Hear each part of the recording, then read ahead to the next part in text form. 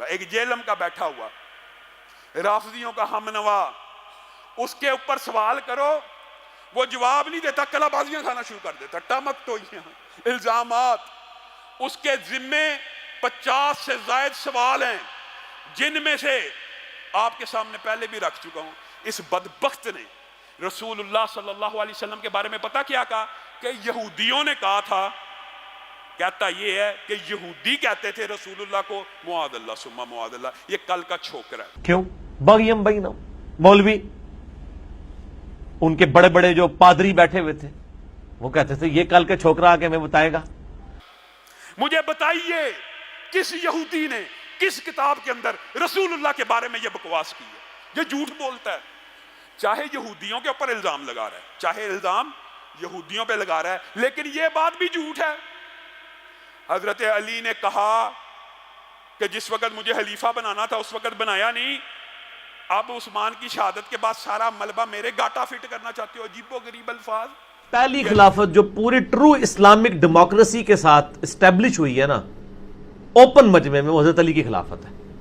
حضرت علی نے کہا کہ دیکھو ہوں سب کچھ بگاڑ کے میرے گاٹے فٹ کرنے لگے ہو لوگ۔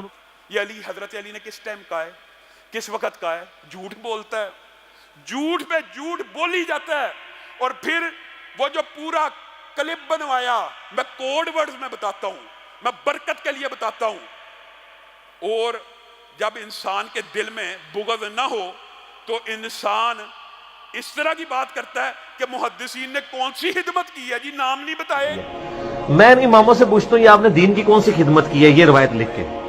میں نام بتاتا ہوں، آخر میں جا کے تو 100 تردیدیں کر لے، جو تیرا مقصد تھا تو نے پورا کر لیا۔ اس نے یہ تک جھوٹ بولا ہے کہ نرے حافظ کی، یعنی چھڑا حافظ لفظ بولا کہ حالی جو بچوں کو ہم حفظ کرواتے ہیں نا، اس کی کوئی اسلام میں فضیلت نہیں، معاذ اللہ۔ اور اگر یہ سمجھتا ہے میں جھوٹ بول رہا ہوں تو ان کو کہیں کہ حافظ قرآن کی کوئی ایک فضیلت مجھے قرآن و حدیث سے بتائیں جو چھڑے حافظ کی فضیلت ہو، جس کو قرآن کا حلال اور حرام ہونا نہ پتا ہو۔ جتنی حافظ قرآن کے فضائل ہیں وہ تو اس کے حلال کو حلال اور حرام کو حرام جاننے والی۔ ابو داؤد میں حدیث ہے، مسند احمد کے اندر حدیثیں ہیں، المستدرک الحاکم میں کئی حدیثیں موجود ہیں۔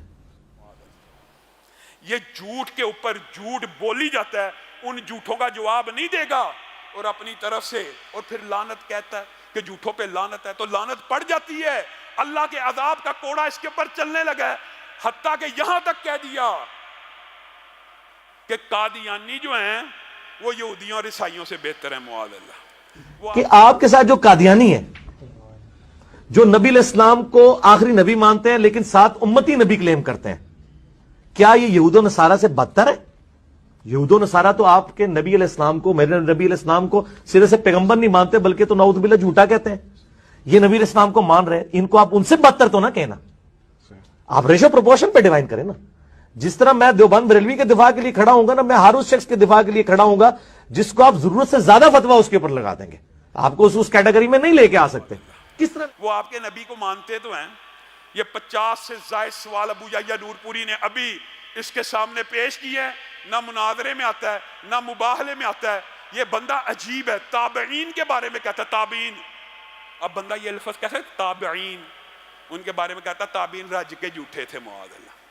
جھوٹی حدیثیں گھڑنے کے اور جھوٹ بولنے کے ماہر تھے تابعین، اور نیکوکار بھی رج کے تھے اور جھوٹے بھی رج کے سن۔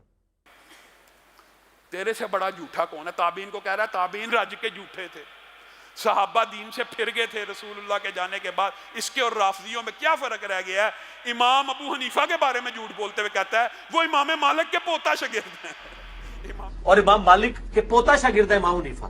امام مالک کے پوتا شاگرد ہے امام ابو حنیفہ۔ یہ اس کی تحقیق ہے، یہ اس کی تعلیم ہے۔ ابن تیمیہ کے یہ خلاف، ابن کثیر کے یہ خلاف، علامہ شیعی سارے اسلاف کے خلاف ہے، اور بکواس کتنے گندے الفاظ میں کرتے ہوئے کہتا ہے میں ان کے ختنے چیک کروں گا۔ بدبخت آدمی۔ تو پھر ہم کہیں گے کہ ایسے سلف کے ختنے چیک کرنے چاہیے کہ وہ مسلمان بھی ہے کہ نہیں۔ تو میں تو پھر وہ ایک مہذب الفاظ استعمال کرتا ہوں کہ ایسے سلف کے پھر خطرے چیک کرنے چاہیے، تو پھر ہم سلف سے پہلے اس کا لائسنس چیک کریں گے کہ وہ مسلمان بھی ہے کہ نہیں۔ یہ ساری آن دی ریکارڈ باتیں موجود ہیں، ان باتوں کا جواب نہیں دے گا۔ مباہلے سے بھی بھاگا ہوا، ہم نے مباہلے کا چیلنج آج نہیں 2 سال پہلے کا کیا ہوا ہے۔ تو کسی بھی صحابی کے بارے میں اگر یہ عقیدہ رکھتا ہے معاذ اللہ ثم معاذ اللہ کہ وہ جہنم میں جائیں گے، تو ہم یہ نعرہ بلند کرتے ہیں ابو بکر سے لے کے امیر معاویہ تک، امیر معاویہ سے طفیل دوسی تک، نبی کا ہر صحابی جنتی ہے۔ اگر جرت ہے، اگر سچا ہے تو آ کے مباہلہ کر لے، اور اگر جرت نہیں ہے اور علمی خیانت کرنی ہے تو مناظرہ کر لے، دونوں جگہ سے فرار ہے۔